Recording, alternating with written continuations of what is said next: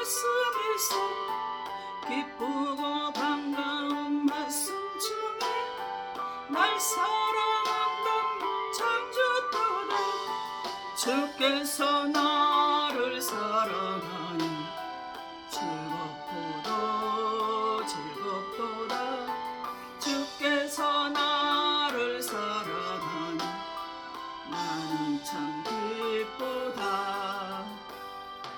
구속의 은혜를 저버리고 어긋난 땅 길로 가다가도 예수의 사랑만 생각하면 곧 다시 예수께 돌아오네 주께서 나를 사랑하니 즐겁고도 즐겁도다 주께서 나를 사랑하니 난 참 기쁘다네 구주의 영광을 바라보며 예수의 이름을 찬양하리 영원히 찬양할 나의 노래 예수의 이름이 귀하도다 주께서 나를 사랑하니 즐겁고도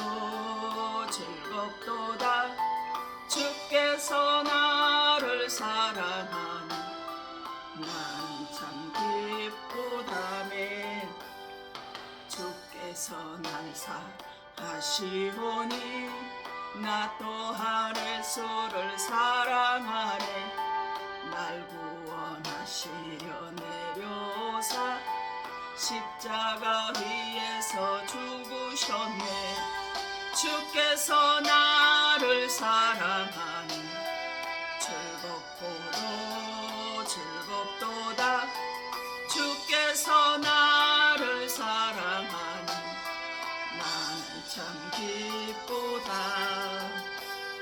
주 예수 날 사랑하시오니 마귀가 놀라서 물러가네 주 나를 이렇게 사랑하니 그 사랑 어떻게 보답할까 주께서 나를 사랑하니 즐겁고도 즐겁도다 주께서 나를 사랑하니 나는 참 기쁘다 하나님 아버지 주신 책은 귀하고 중하신 말씀일세 기쁘고 즐거운 말씀 중에 날 사랑한단 말 참 좋도다 주께서 나를 사랑하니 즐겁고도 즐겁도다 주께서 나를 사랑하니 나는 참 기쁘다 구속의 은혜를 저버리고 어긋난 땅 길로 가다가도 예수의 사랑만 생각하며 곧 다시 예수께 돌아오리 주께서 나를 사랑하니 즐겁고도 즐겁도다 주께서 나를 사랑하니 난 참 기쁘다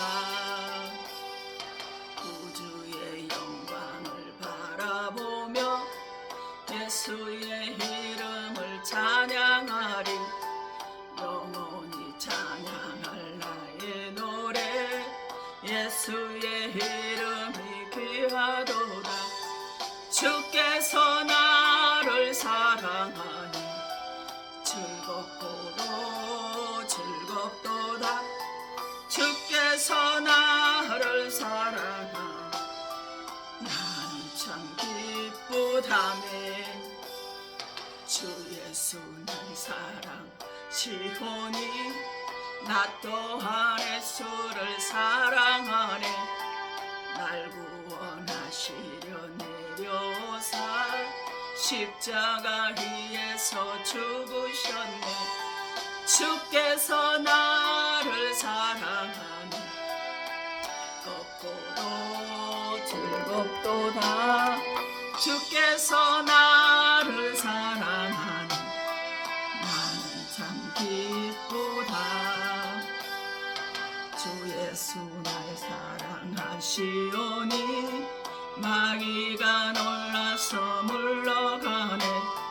주 나를 이렇게 사랑하니 그 사랑 어떻게 보답할까. 주께서 나를 사랑하니 즐겁고도 즐겁도다.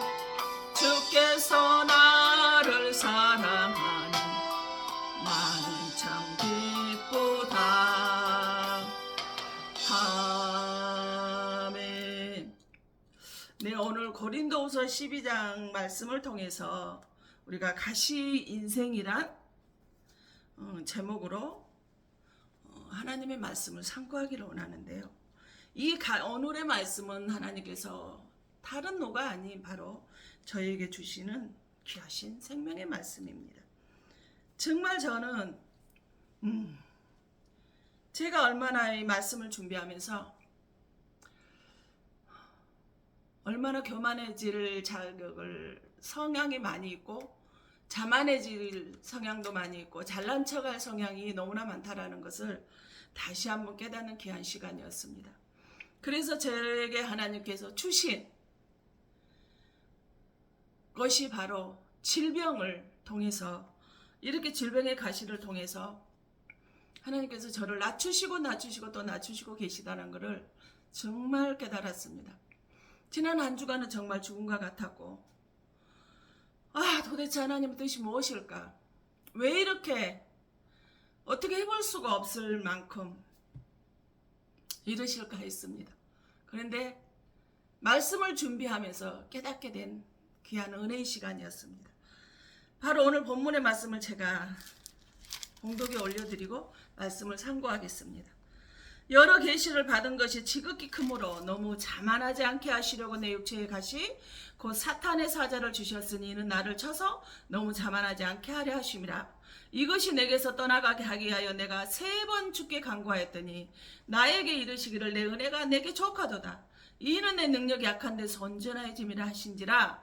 그러므로 도리어 크게 기뻐함으로 나의 여러 약한 것들에 대하여 자랑하리니 이는 그리스도의 능력이 내게 머물게 하려 함이라. 아멘. 이 말씀은 우리가 너무나 잘 아는 사도 바울, 정말 전무후무한 능력을, 가공할 만한 능력을 가졌던, 하나님의 귀하게 쓰임 받았던 사도 바울에게 하나님께서 그에게 본문의 말씀처럼 자만하지 않게 하시려고, 교만하지 않게 하시려고 사탄의 가시를 주셔서 항상 자신을 낮추고 또 낮추며 하나님의 은혜 가운데 살아갈 수 있도록 하여 주셨던 사도 바울에 대한 이야기입니다.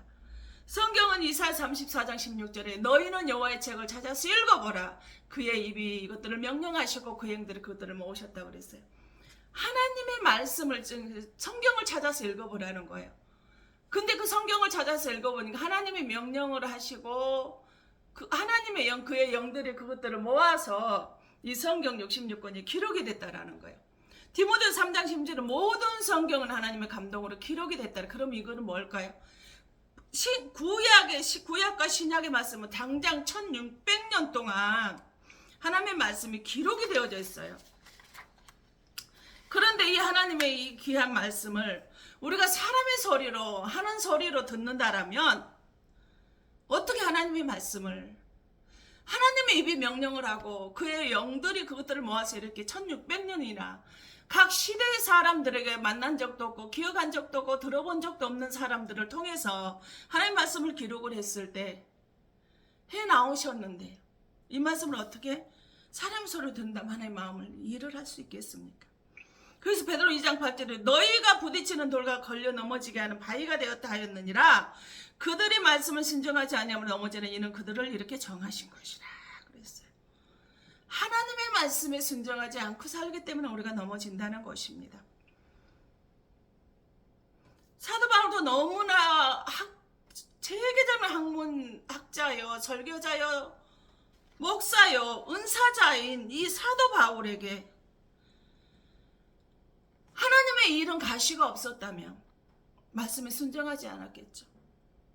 순종하지 않고 살았죠. 그 하나님의 말씀을 만나고 자서 사도 바울이 바뀌어졌던 것처럼 우리가 예배를 드리는 것도 내 마음대로 드릴 수 없다라는 거예요.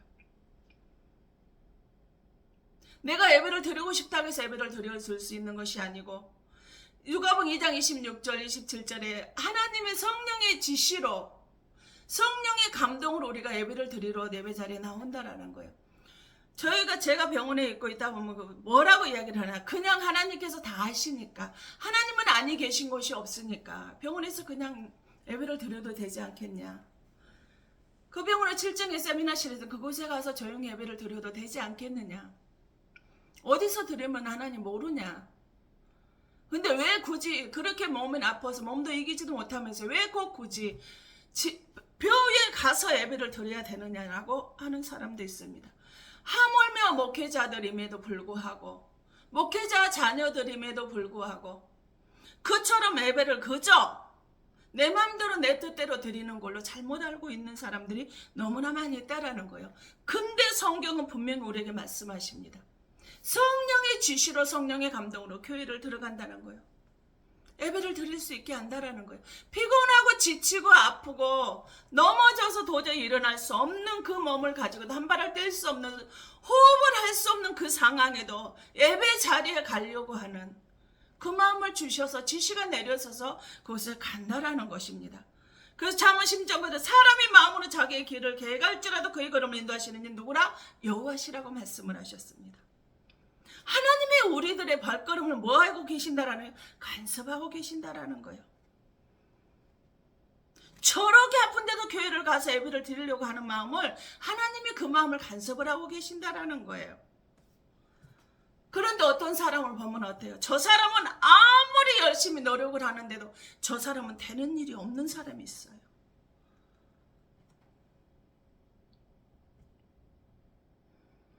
또 어떤 사람은 하나님이 그 사람을 굉장히 강하게 쓰시는 사람인데도 불구하고 인내가 필요한 사람이고 교만이 잘난 척에서다가 망하는 사람들이 있더라는 거예요. 하나님이 쓰는데 어떻게 저렇게 인내심이 없을까? 하나님이 분명히 쓰시는 것 같은데 어쩌면 저렇게 교만할까?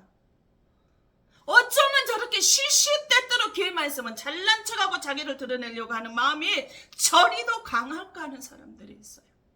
그런 사람들은 아무리 열심히 노력하고 하는데도 불구하고 되는 일이 없다라는 거예요. 어딘지 모르게 막히는 것이 있더라는 거예요. 어떤 사람은 가난으로, 어떤 사람은 질병으로 고통을 당하고 있는데도 불구하고 하나님이 쓰고 계시는 사람이 또한 반대로 있더라는 거예요. 하나님의 영광을 가리지 말라고, 잘난 척하지 말라고 우리에게 무엇을 주셨다고요? 가시를 주셨다라는 거예요. 이 위대한 사람 본문의 말씀 사도 바울도 신약 성경의 절반을 기록한 사람이었어요. 전무후무한 사람이었어요. 또한 바울은 단 한 번도 내게 하늘의 불을 끌어내려고 귀신을 쫓아내고 병든 자를 치료할 수 있는 능력을 달라고 기도한 적이 한 번도 없어요. 제가 보는 성경은 그래요. 근데 이 사람은 어떤 사람이었어요? 사도행전 19장 11절 심지어 사람들이 바울의 몸에 손수건이나 앞치마를 가져다가 병든 사람이 얹으면 그 병이 떠나고 아껴도 나가더라 그랬어요. 얼마나 능력이, 가공할 만한 능력이 있으면 그 사람 몸에 걸친 것 때문에 병든 사람이 치료가 되고 귀신이 떠나갈까요? 그러면 얼마나 성령 하나님의 영광을 가리면서 하는 사람일까? 아니, 영광을 나타내는 사람일까? 저는 이 성경 보면 저는 하나님, 저에게도 하나님이 은혜를 주세요. 하나님의 영광을 가리며 사는 사람이 아니라 저를 통해서 하나님이 존귀케 되고 하나님과 영광만을 올려드릴 수 있는 이런 사람으로 살 수 있게 되기를 원합니다. 귀향이 하나님의 자녀로 살게 된다라면 앞치마나 내 몸에 걸친 것 때문에 병든 자가 귀신 쫓아가는 그 은혜가 아니라 나를 통해서 거룩하신 그 하나님이, 거룩하신 하나님의 나라가 나타나고 존귀케 되기만을 간절히 소망하며 말씀을 보면서 기도했던 적이 있습니다. 초창기 때 말입니다. 그 사도 바울이 고린도후서 12장 1절 이하에 보면 뭐라 그래? 내가 부득불 모익 하나만 내가 자랑하노니 주의 환상과 계시를 말하리라. 내가 그리스도 안에 있는 한 사람을 아노니 그는 14년 전에 셋째 하늘에 이끌려 간지라. 그가 몸 안에 있었는지 몸 밖에 있었는지 나는 모르나 하나님은 아시느니라. 내가 이런 사람을 아니 그가 몸 안에 있어 몸 밖에 있는지 모르거니 하나님은 아시느니라 그랬어요.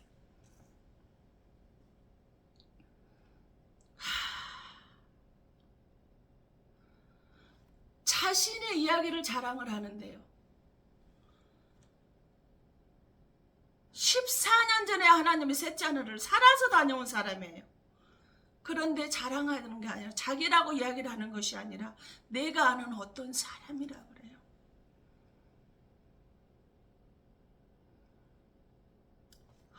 하늘 보좌의 셋째 하늘에 이런 곳이라는 것을 지금 가서 보고 왔다라는 것을 자랑하는 거예요. 근데 이 사도 바울은 어떤 사람? 사도행전 7장 58절에 보면 최초의 7 집사 중에서도 가장 성령이 충만했던 스데반을 돌로 쳐서 죽이는데 주동자가 되었던 사람입니다. 바로 사도 바울은 예수를 진실되게 믿는 사람들만 때려 죽였던 사람이에요. 그 사람들만 찾아다니면서 죽였던 사람이에요. 살인자예요. 살인자의 주동자예요. 그랬던 그가 어떻게 달라집니까? 사도행전 9장 1절에 사울이 그의 제자들에게 대하여 여전히 이업과 살기가 등등하여 대제사장이 가서 이업과 살기 아직도 등등하대. 이런 사람 눈에 살기가 등등한 사람 보잖아요. 그러면 보면은 정말 소름이 짝짝해서도 볼 수가 없어요. 아니 율법 학자 중에 율법 학자 중에 학자예요. 설교가예요. 은사자예요. 목사란 말이에요. 잘난 척하고 교만하고 다른 사람들을 무시하던 사람이에요.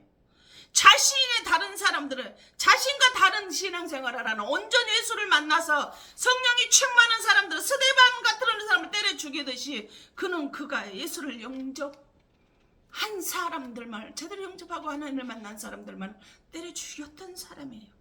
그런데 그가 빛 대신 예수를 만나고 나서 신학자여 목사여 은사자인 그가 하나님께 엎드림께 살게 됩니다. 근데 이 사도 바울은 치명적인 질병이 있었어요. 어떤 사람 만성적인 두통이라고, 어떤 사람 안질이라고, 어떤 사람 간질이라고 그래요. 만성적인 두통이 있다라고 사람들에게 목사 사역을 하는데 어떤 장애가 될까요? 눈에 눈곱점 끼고 안질이 있고 있어서 눈이 좀 더럽고 추적스럽다고 그래서 목회하는데 어떤 지장이 있을까요? 많은 학자들은 간질러 봅니다. 설교하는 중에 계거품을 보고 벌벌 떠면서 쓰러져 버린다라고 한번 생각해 보십시오. 복음을 잘 전하고 느닷없이 계거품을 보고 벅금을 물면서 쓰러진다라고 생각을 해보세요. 얼마나 목회하는데 지장이 있을까요? 아니 몸에 걸친 것만으로도 병이 나가고 치료가 되는데 왜 자신은 못 고치는 거야? 저도 너무나 많이 들었던 말들입니다. 얼마나 교만하면 저러냐, 얼마나 기도하는 자가 더 기도하지 않으면 저러냐, 왜 자기 질병은 저대로 가지고 있느냐고 손가락질하고 상처를 많이 줬던 사람들입니다. 근데 사도 바울은 얼마나 그런 소리를 많이 들을 수 있었을까요? 근데 성경에 보면 그것이 나오지 않아요. 뭐가 나와요? 갈라디아 4장 14 너희를 시험하는 것이 내 육체에 있으되 이것을 너희가 없인 여기다 아니하면 버리지도 아니하 오직 나를 하나님의 천사와 같이 또는 그리스도 예수와 같이 영접하였도다. 아멘. 성도들이 보고 사도 바울을 보고 시험할 것이 누구의? 사도 바울의 육체에 있었다라는 거예요. 근데 그들은 사도 바울을 업신여기지도 않고 우리 교회에서 나가라고 버리지도 아니하고 오히려 하나님의 천사같이 그리스도 예수를 영접하는 것처럼 사도 바울을 그렇게 영접을 하고 예수님 섬기듯이 섬겨줬다라는 거예요.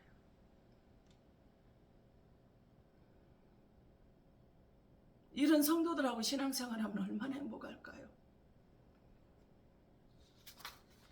근데 마지막 때인 지금은 이런 사람들 찾아보기 힘이 됩니다. 얼마나 쑥인거리는데. 목회자들마저로 그런 목사 옆에서 있고 싶냐고, 신앙생활 하고 싶냐고 이간질하고 분리시키는 사람도 저는 봤습니다. 하나님께서 내가 너를 쓰려고 하는데 네가 교만해질까봐 내가 너에게 가시를 주었다라는 거예요. 하나님께서 누구에게? 사도 바울에게. 사도 바울을 써야 되겠는데 사도 바울이 너무 교만해지게 되면, 자만해지게 되면, 잘난 척할 규절이 너무나 사도 바울에게 많이 가지고 있기에 내가 너한테 가시를 주었다라는 거예요. 바로 오늘 본문의 말씀, 여러 계시를 받은 것 지극히 크므로 너무 자만하지 않게 하시려고 네 육체에 가시고 사탄의 사자를 주셨으니 이는 나를 저 자만하지 않게 하라 하십니다. 이것이 내게서 떠나가를 내가 이하여 내가 3번 주께 간구하였더니 나에게 이르시걸 내 은혜가 내게 족하도다. 이는 내 능력이 약한 데서 완전하여짐이라 하신지라 그랬어요.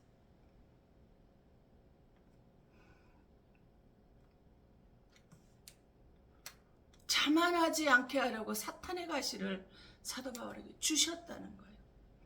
그러면서 사도 바울이 뭐라고 말하는 거예요?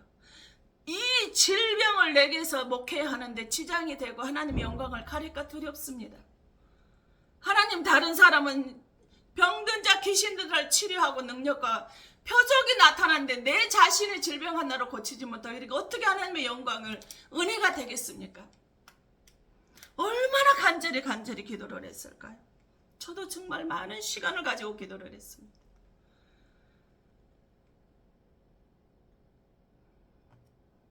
근데 하나님이 네 은혜가 족하다는 거예요. 3번씩이나 간구했다라는 거예요. 그대로 사도 바울은 이 질병을 놓고 기도한 것이 나와 있지 않습니다. 왜 가시를 줄까요? 그래야 엎드리니까요. 바울이 질병을 얼마나 간절히 기도를 했을까라는데 그래야 엎드리니까요. 이 간절히 질병을 줘야, 성도들이 보고 상처를 입을 수 있는, 시험에 들 수 있는 것을 줘야 그만큼 엎드리니까요. 낮아지니까요. 잘난 척하지 않으니까요. 교만해하지 않으니까요. 저 역시도 마찬가지였어요. 왜 목회길에 들어오기 전까지는 그렇게 건강하던 사람이 목회길에 들어오면서 이렇게 질병 때문에 고통을 당하고 살게 하시는지 이유를 알 수 없을 만큼의 하나님의 고통을 주신 말씀을 생각하시면서, 아까 서두에도 말씀을 드렸지만 정말 제가 다른 사람 고백을 하지만 교만해질 소지가 너무나 많이 있구나. 잘난 척할 수 있는 성향이 많이 있구나. 내가 했다라는 이 자만한 이 성향이 너무나 내게 많이 있구나라는 것을 말씀을 준비하면서 깨달았습니다.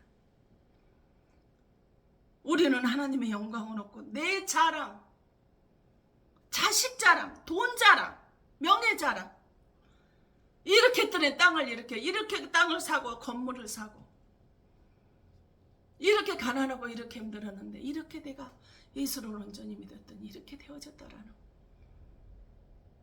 내가 열심히 했더니, 내가 노력했더니. 그래서 이제는 힘들게 어렵게 사는 사람들을 무시하고 멸시하고 관계도 하지 않으려고 판단과 비판과 정죄를 하며 살아가고 있는 현대 신앙인들의 모습입니다. 바로 이렇게 하나님의 영광이 아니라 지 영광 속에, 지 우상 속에, 지 자랑 속에, 지 잘난 척 속에 살아가기 때문에 하나님께서 우리에게 가시를 주셨다라는 것입니다. 모든 병에는 원인이 있다는, 모든 사업의 실패는 원인이 있다라는 거예요. 가난한 것도 사업도 원인이 있다라는 거예요. 가난한 사람이 부자가 되면 남들을 무시할 수 있기 때문에 그렇습니다. 그 성향에 많이 있다라는 거예요. 예전에 내가 올챙이적 기억을 못한다고 내가 가난했을 때 고통당하던 걸 잊어버리고 가난한 사람들은 무시하고 멸시하고 있다라는 거예요. 내가 지금 그런 가난하다고 사람들은 무시를 당하고 있다라고 생각한다면 예전에 내가 그렇게 했던 건 내가 지금 그 열매의 씨앗을 먹고 있다라는 거 생각하시고 회개하시면 되지 않을까요? 넌 여전히 내가 너를 불렀음에도 불구하고 내가 너에게 은혜를 주는데도 불구하고 거짓된 곳에 잘난 척하고 교만한 것이 너는 아직도 그대로 있구나. 내가 너에게 그렇게 은혜를 쏟아부어 주는데도 불구하고 예전에 채워지지 않았던 애정 결핍에 썩고 부패하는 거짓한 것에 남에게 보여주고 나타내고 하는 것에 잘난 척하고 나를 드러내고 잘난 척하는 것에 너는 목숨을 걸고 있구나. 여전하구나. 지금 우리 주님이 이렇게 나한테 말하고 있어요. 신앙생활에 중요한 것이 뭐겠습니까, 여러분? 저는 말씀을 준비하면서 다시 느끼는 게 뭔지 아십니까? 내 자신과의 싸움에서 이기는 것이더라고요. 사도 바울은 자만하지 않으려고, 자신을 드러내지 않으려고, 잘난 척하지 않으려고 몸부림치면서 살았다는 것을 말씀을 통해서 깨닫습니다. 이 사도 바울의 모습을 보면서 너무나 제가 창피하고 부끄러워서 그 죽음을 나르는 다리를 뗄 수 없는 그런 고통, 통증에서도 기어이 하지 않고 버티고 있습니다. 그 사도 바울이 어떻게 한 줄 아십니까?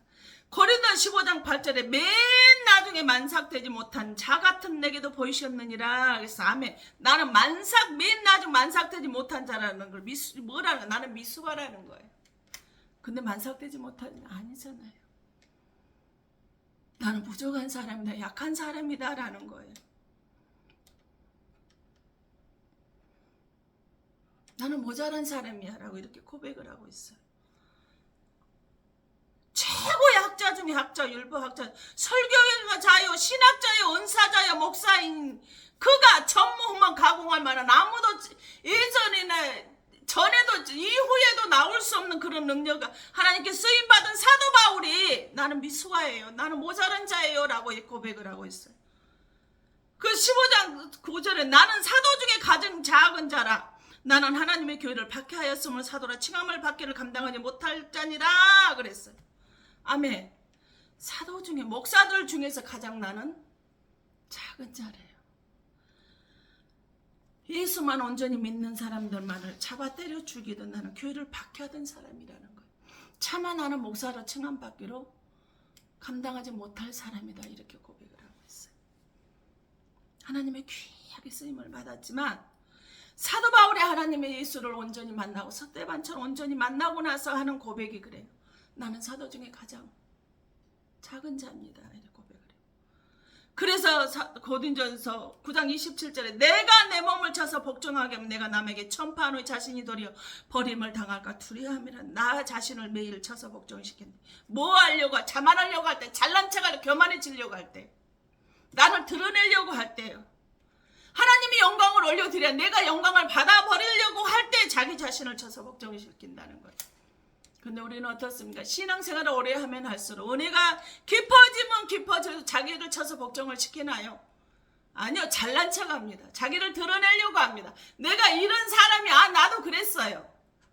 나도 그런 것 같았어요. 기도하는데 이랬어요. 저도 알아요. 알면 다 하지 뭐하러 물어보는지 몰라요.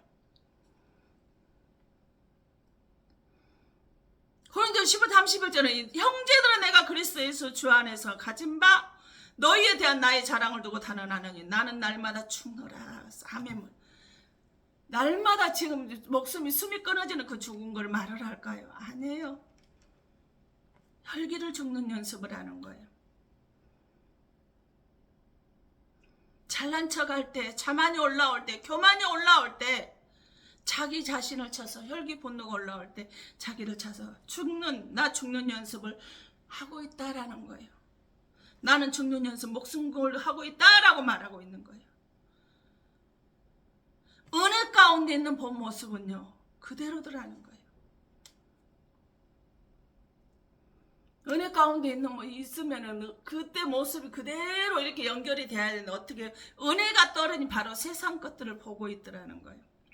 근심이, 걱정이, 염려가 나오더라는 거예요.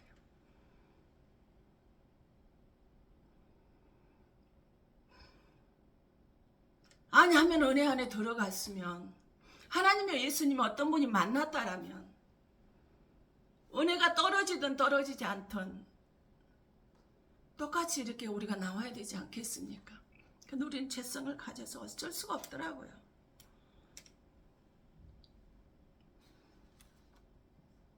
우리는 공중 권세 잡은 우는 사자가 집을 벌리고 우리를 넘어뜨리려고 하는 이 세상에 살아가고 있기 때문에 은혜가 떨어지면은 세상을 바라보고 하나님을 바라보는 것보다 세상을 바라보는 것이 더 앞서게 되더라는 것입니다.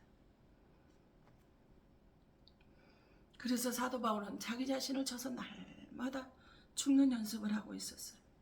디모데전서 1장 15절 밑보다 모든 사람이 받을 만한 이 말이여 그리스도 예수께서 죄인을 구원하시 세상에 마셨다 하셨다 하였도다. 죄인 중에 내가 개순이라 하며 죄인 중에 나는 울음머리더라 이 말이에요.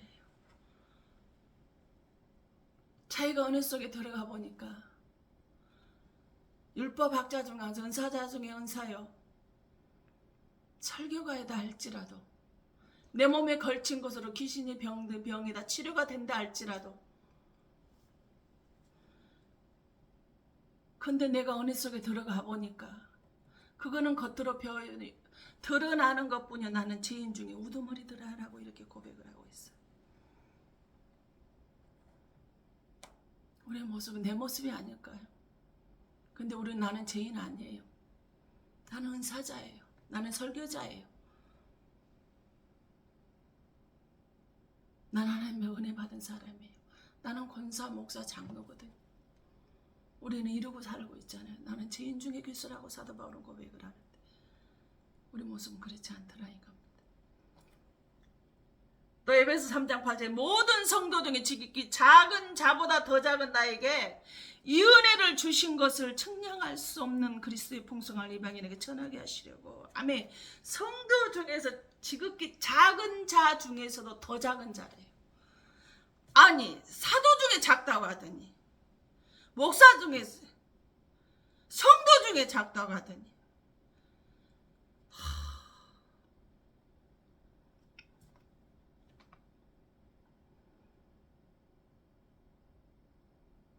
성도 중에서도 가장 작은 자 중에서도 더 작은 자라고 이렇게 고백을 하고 있어요.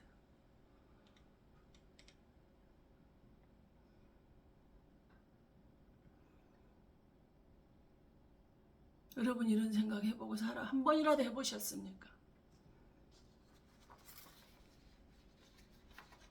왜 하나님 내한테 이렇게 가시를 주는지 원망이나 불평이나 했죠. 왜 저 사람은 저렇게 신앙생활 오래 하는데 저렇게 가시 속에 저렇게 가난의 가시가 질병의 가시가 고통의 가시가 사람의 가시가 자식의 가시가 저 사람은 사업을 저렇게 열심히 밤낮으로 철회하며 기도하며 헌신 봉사하며 하는데 저렇게 저 사람은 하는 일마다 왜 저렇게 안 되는 거야? 판단 정지나 했죠.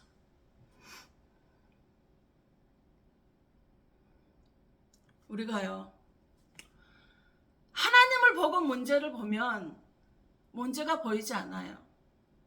근데 문제를 보고 하나님 그 문제를 보잖아요. 그럼 하나님 보이지도 않고요. 그 문제 속에 빠져서 어떻게 해야 할지 몸부림쳐요. 두려움과 근심 걱정이 나를 꽉 잡아버려요.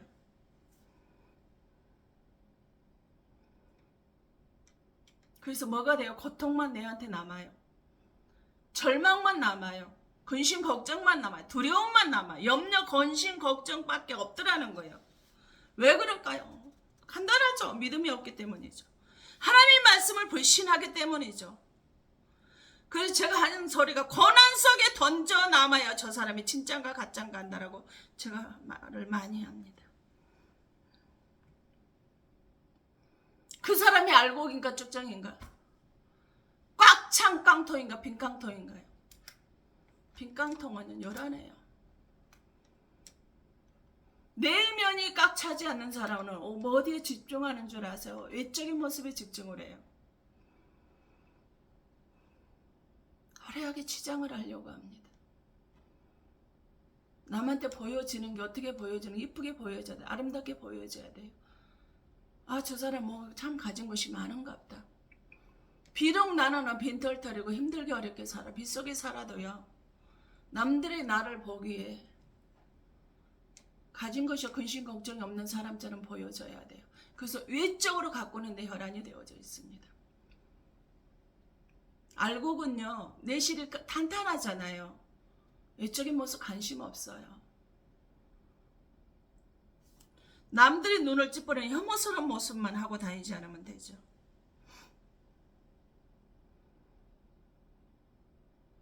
그래서 하나님을 온전히 붙잡힌 사람들은 어떤 줄 아세요? 어떻게 되는 줄 아세요? 베드로는 5장 7절 너희 염려를 다 주께 맡기라. 이는 그가 너희를 돌보심이라 하며, 모든 염려를 다 주께 맡기고 사는 사람들은요, 근심 걱정 없어요. 하나님을 불신하지 않고 하나님을 믿음이 있는 사람들은요, 근심 걱정 없어요. 왜? 그가 나를 돌보실 걸 알기 때문에요. 그 하나님이 당신의 자식을 돌보실 걸 알기 때문에 너희 염려를 다 주께 맡기라. 그럼 그가 너를 돌보심이라고 말씀을 해주셨기 때문에 그 말씀대로 믿어지지 않기 때문에, 말씀대로 살게 하지 않기 때문에 넘어지게 된다는, 그걸 하나님께서 정해 놓으셨다라고 베드로는 2장 8절에 말씀을 하셨잖아요. 말씀대로 내가 지금 살고 있지 않고 있다라는 거예요. 내가 지금 염려하고 근심하고 걱정하는 거예요. 하나님 말씀에 순종하지 않고 있다라는 것을 내가 내 자신을 알았으면 좋겠어요. 1분을 기도하더라도 정말 열심히 진심과 전심을 다해서 기도를 좀 했으면 좋겠어요. 하나님은 기도 시간을 얼마나 오래 하는가 그걸 중요하게 생각하지 않습니다. 내가 얼마나 진심을 다해서 기도를 하는지, 전심을 다해서 기도를 하는지, 말씀대로 살려고 노력하는지, 나를 쳐서 얼마나 복종을 시키고 낮아지려고 하는지, 하나님을 드러내려고 하는지, 자신을 드러내려고 하는지, 하나님은 그걸 다 보고 계신단 말이에요.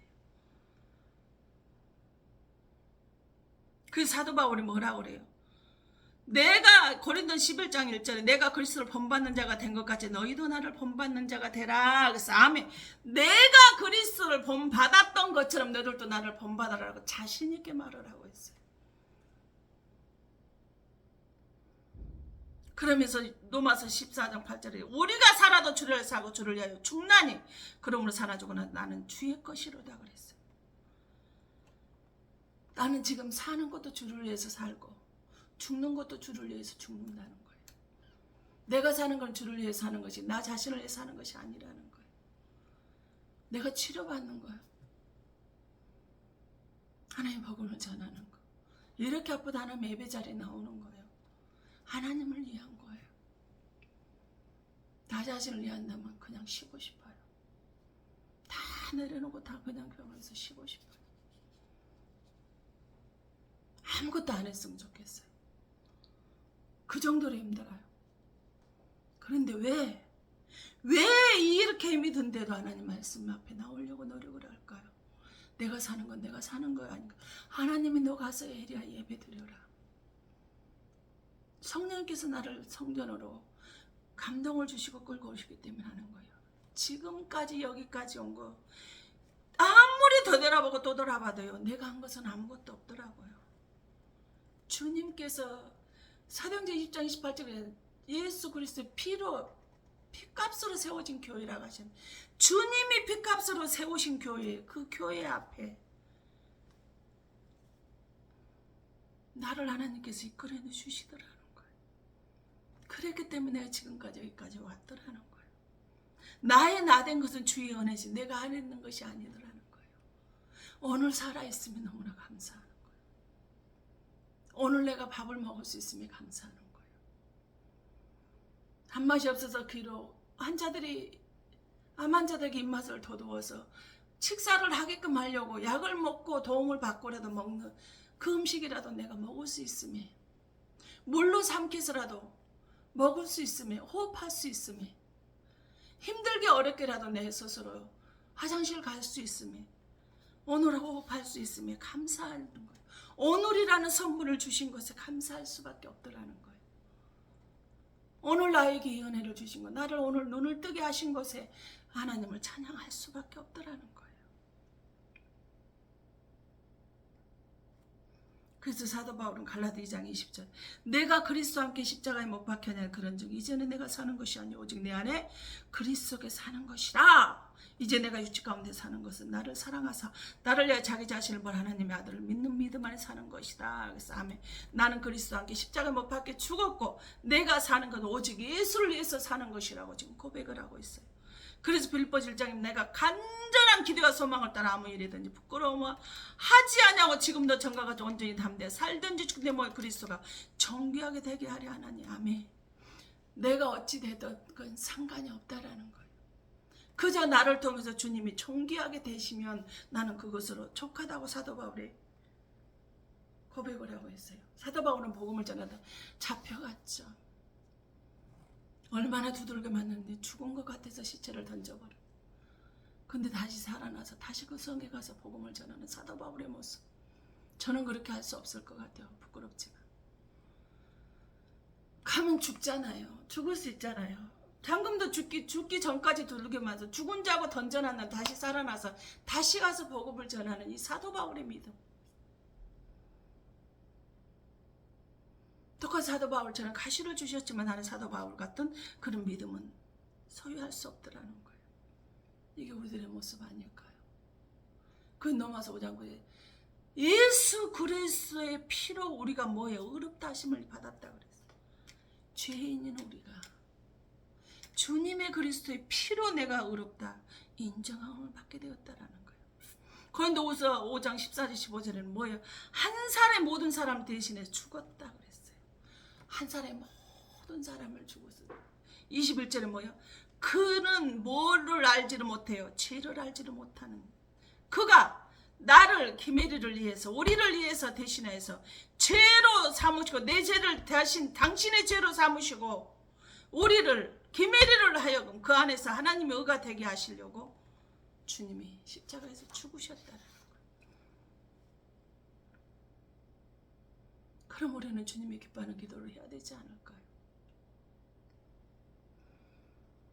주님은 나를 위해서 목숨까지 내놓으셨는데요. 그래서 갈라디아 6장 14절 사도 바울은 뭐라고 그래요? 나는 예수 그리스도의 십자가에서 죽으신 거에는 자랑할 것이 아무것도 없다 그랬어. 근데 우리는 자식 자랑하죠. 돈 자랑하죠. 권력 자랑합니다. 사도 바울은 자랑할 것이란 십자가에서 내 대신 죽은 예수밖에 없다 그랬어요. 지금도 바울과 같은 사람을 하나님은 찾고 계십니다. 그가 변화가 될 때까지 기다리고 계세요. 여러분과 제가 그 변화가 되어졌을 때 사도 바울처럼 변화가 되어졌을 때 쓰시려고 찾고 계신다는 거예요. 근데 그 구약에 있죠. 그 대표적인 인물이 바로 모세입니다. 모세는 동족이 학대받는 것을 보고 그를 때렸는데 죽어버려서 모래 속에 그 시체를 묶어버렸는데 그 다음날 달려가 나서 미디안 강으로 도망을 가죠.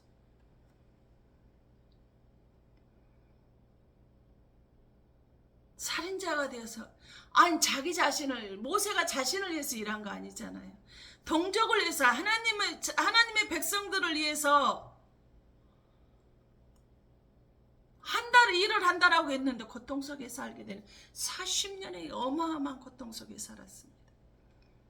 그런데 이 모세가 어떻게 바뀌어요? 민수기 12장 3절에 이 사람 모세는 온유함이 지면에 모든 사람보다 승하더라. 그래서 온유함이 모든 지면에는 땅에 있는 모든 사람들보다 승하더라. 좋더라는 거예요. 남을 위해서 일했던 모세가 하나님이 모세를 택하셨던 이유가 바로 이거예요. 즉흥적이었던 사람이 그때그때 감정에 따라 행동을 했던 이 모세가 온유함이 모든 사람들보다 강했다라는 그 온유함은 어떤 마음이에요? 마태복음 11장 20절에 나는 마음이 온유하고 겸손한 나의 멍에를 메고 내게 배우라 그리하면 너희 마음이 힘을 얻으리라 하며 누구 마음이에요? 예수님 마음이에요.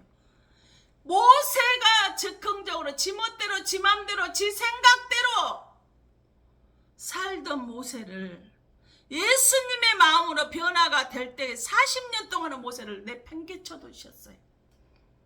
단 한 번도 찾아오지 않으셨죠. 나이 80에 만나서 이스라엘 백성은 430년에 총살했고 전에는 지도자로 사용을 하시죠. 갈라디아 5장 22절 3절은 사랑 오직 성령의 열매는 사랑과 희락과 야평과 오래 참과 자비와 양성과 충성 권유와 절제니 그랬어요.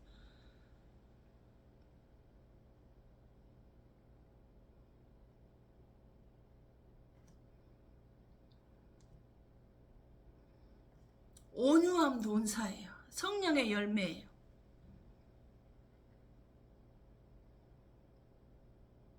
모세가 온유함의 성령의 열매가 임하자 하나님께서 쓰기 시작을 했다는 거예요. 야고보 4장 23절에 뭐라 그래요? 너희가 욕심을 내도 얻지 못하면 살아나여 쉬게 하도 능히지 못함으로 다투고 싸우는다. 너희가 얻지 못하면 구하지 아니하기 때문이요. 우리가 얻지 못한 건 뭐한다? 구하지 않았다는 거예요. 근데 또 3절에 구하여도 받지 못한 청욕으로 쓰라고 잘못 구하기 때문이라며. 뭐예요? 우리 기도했는데요. 그러죠. 지 자랑하려고 자만하려고 교만하려고 잘난 척하려고 구하는 잘못 구하기 때문에 하나님께서 구해도 주지 않는 거예요. 저도 사명이니까요. 그래서 이사야서 1장 15절 너희가 많이 기도할 적에 내가 너희 기도를 듣지 않는다라고 말씀을 하셨어요. 왜? 너희 손에 피가 많기 때문에. 남을 비판하고 정죄하는 마음이 많다라는 거예요. 너는 기도할 때 내가 눈을 가려버린대요. 많이 기도할 때 하나님이 듣지 않는 이유가 너희의 손에 피가 남을 비판하고 정죄하고 무시하고 멸시하는 것이 많다라는 거예요. 사도 바울이 그랬잖아요.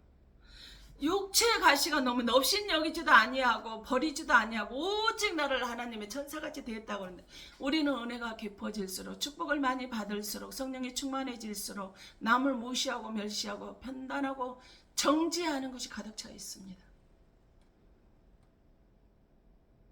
그러면서 고난이 오면 하나님 왜 그럴까 그래요. 자기가 심은 거죠. 몇 년 전의 열매예요. 내가 뿌렸던 씨앗의 결과물이에요. 내가 얼마나 잘난 척하고 살았는지, 나를 얼마나 드러내고 살았는지, 내가 얼마나 교만하게 살아왔는지요.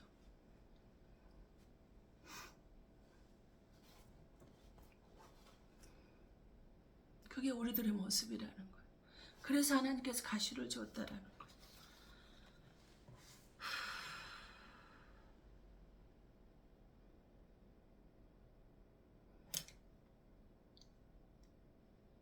구하는 쪽도 하나님의 응답이 이루어졌으면 좋겠습니다. 지금 현재 내게 있는 가시가 이것 때문이라면, 나의 잘못 때문이라면 깨닫고 하나님 말씀 안에 바로 서서 낮아졌으면 좋겠습니다. 사도 바울처럼.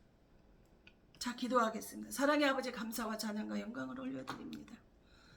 걸어가신 아버지, 내가 온유함으로 함께 성도들의 일꾼으로 살게 하여 주시옵소서. 사도 바울은 은혜가 들어갈수록 낮아졌습니다. 겸손해졌습니다.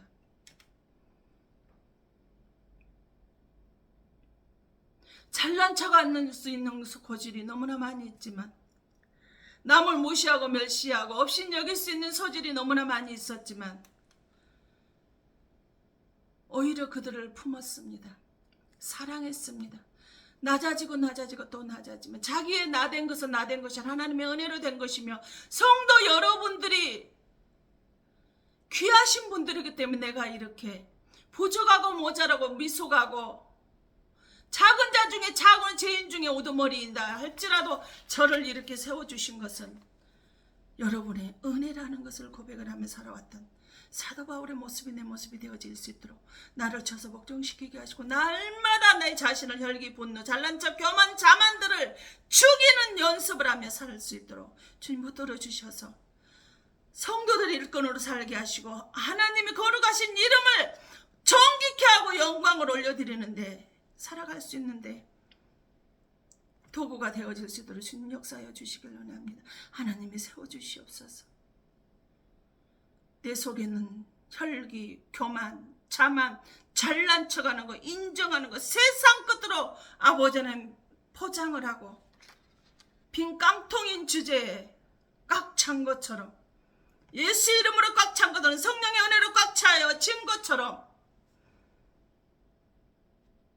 보여지기 위해서 세상 것에 포장하고 살아왔던 내 모습을 아버지는 돌아보게 하셔서 감사합니다. 부끄럽습니다.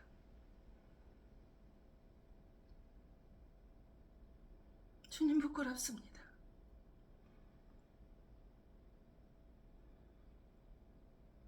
내게 있는 육체의 가시가 내가 아버지 하나님 교만할 소지가 너무나 많이 있어서 내게 가시 주신 것을 모르고 원망하며 불평하고 염려하며 살아왔던, 근심하며 살아왔던 이 어리석은 자를 용서하여 주시옵소서. 주님이 주신 은혜인데 내가 열심히 살아서 내가 특별한 은혜를 주셔서 돈을 벌 수 있는 영안을 주셔서 내가 이렇게 내가 잘 되었다라고 가난한 자들, 부족한 자들, 나약한 자들을 짓밟으며 무시하고 살며 나를 드러내기 위해서 이곳에 기웃거리고 저곳을 기웃거리고 영도 하나 분별하지 못하면서 내가 다 된 것처럼 섰다고 생각하는 넘어질까 조심하라겠는데 아버지는 넘어져 있으면서도 선줄로 착각하고 살아왔던 지난날의 모든 잘못을 이 시간에 고백합니다. 성령님 용서하여 주시옵소서. 용서하여 주시옵소서. 오늘 말씀을 통해 내게 주신 가시를 깨달았사오니 아버지 하나님 나를 날 맞춰서 복종시켜 나 자신과의 싸움에서 이겨낼 수 있도록 아버지 하나님 연습의 훈련을 할 수 있도록 재련소에서 나를 보내주셔서 감사합니다. 가난케 해주셔서 감사합니다. 남보다 더 어렵게 살게 해주셔서 감사합니다. 그러나 아버지 하나님 말씀에는 붙잡히며 살며 살아갈 수 있는 은혜를 허락하여 주셔서 모든 염려 주께 맡기고 주님이 다 이루었다 말씀하셨던 아버지 하나님 내가 너에게 주노라 세상이 줄 수 없는 평안을 주노니 이 평안 속에서 내게 모든 염려 근심을 다 맡기고 평안하라 무거운 짐은 다 내게로 가져오고 평안하라 말씀하신 생명서 가운데 영원한 영생의 생명을 주시는 하나님의 귀하신 말씀 앞에 살아갈 수 있도록 성령께서 은혜 주시고 붙들어 주셔서 감사를 드립니다. 모든 것은 주님의 사랑과 은혜와 능력과 권능의 역사인 줄로 믿사오니 성령님 붙들어 주시옵소서. 지켜주시옵소서. 모든 은혜와 능력과 권능의 역사임을 고백합니다. 주님 이 시간에도 주의 말씀 앞에 남아서 빈손 들고 나오지 아니하고 아버지 권행을 드린 손길이 있습니다. 11제물을 드린 손길이 있습니다. 감사의 문을 드린 손길이 있습니다. 하나님 손길이 있습니다. 아버지 갖가지 제목들을 가지고 드려지는 손길들이에 주의 사랑과 주의 은혜와 능력과 권능의 역사가 충만하게 넘쳐나게 하시고 범사에 감사하는 자에게 더 범사에 감사할 일이 넘치게 하시고 그때그때 필요를 채워주시는 아버지 하나님 일용할 양식을 주는 11조의 은혜에 충만케 하여 믿음의 고백을 하는 자들에게 믿음이 더욱더 성장이 되어질 수 있도록 하나님 역사해 주시옵시며 영적인 안진뱅이가 일어나서 하나님의 말씀 앞에 나아갈 수 있는 자가 되게 하여 주시옵시고 성장해 가는 영혼이 되어질 수 있도록 하나님 함께 하여 주시고 아버지는 영을 분별해서 살아있는 것 죽은 것을 잘 판단하게 하시고 영육간에 강건하게 하셔서 범사에 감사하는 자가 육의 건강해질 수밖에 없다고 말씀하셨사오니 성령 하나님께서 함께 하시고 붙들어 주시고 지켜주시기를 간절히 소망합니다. 모든 것은 주의 사랑과 은혜와 능력과 권능인 줄로 믿사오니 축복하시고 함께하여 주시옵소서. 길이요 진리요 생명 되시며 주의 사랑과 은혜와 능력과 권능이 충만한 역사가 일어나게 하시고 능력과 권능으로 붙들어 주시는 사랑의 아버지 감사를 드립니다. 아버지 하나님 이곳에 무릎 꿇은 당신의 사랑 경건석들 머리머리 위와 기도하고 바라는 것들 위에 소망한 것들 위에 이곳에 헌신 봉사 충성하는 영혼들 위에 이 근동 위에 믿음 없는 불쌍한 영혼들 위에 믿음 안에 나오지 않는 불쌍한 가족들 위에 하나님의 사랑과 성령의 교통하심이 이제로부터 영원토록 함께 있어질지어다.